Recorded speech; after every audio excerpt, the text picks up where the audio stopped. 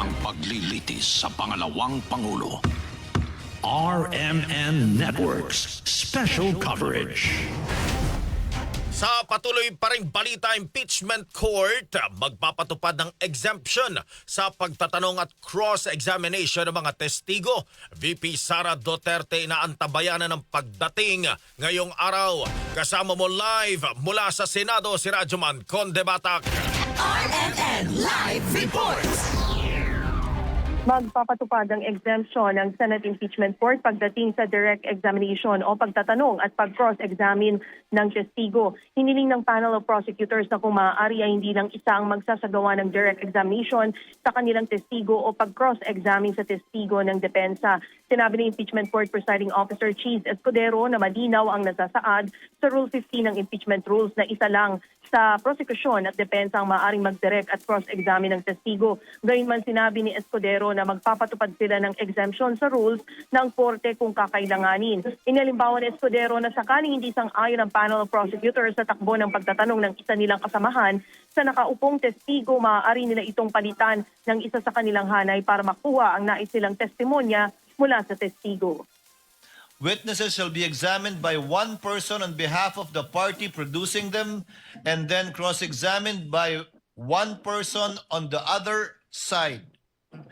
Court therefore rules that as a rule only one person shall present a witness. However, in the exigency of the delivery and administration of justice and under certain exceptions, the court may allow more than one counsel to examine and or propound questions to a witness.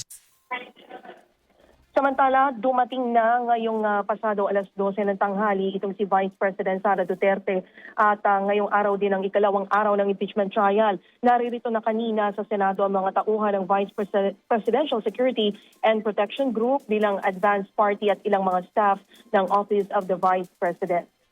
The Vice President has a designated holding area in this building.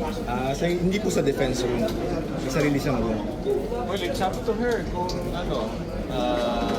of course, that's her team, di ba? So, But she has her own aside from the defense room. yeah, aside from the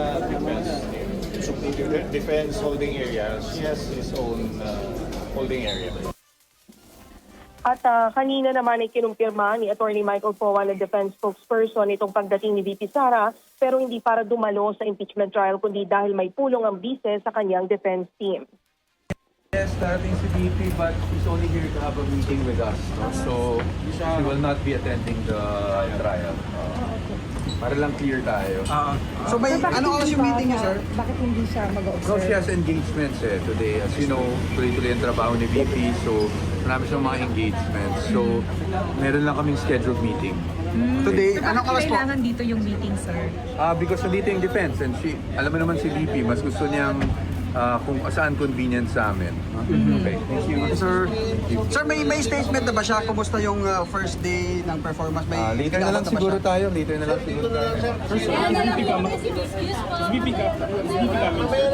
Samantala, sinundo kanina sa may parking area itong ni Attorney Michael Powa, itong si Vice President Sara Duterte at nakasuot ito ng kulay green at diretsong umakyat sa taas ng second floor. Hindi pa natin tiyak kung siya'y papasok sa mga room ng mga senator judges pero mayroon umanong holding area para sa Vice President. Yan muna ang update. Wala pa rin dito sa Senado. Radyoman Conde Batak, Tatak, RMN. RMN Network News.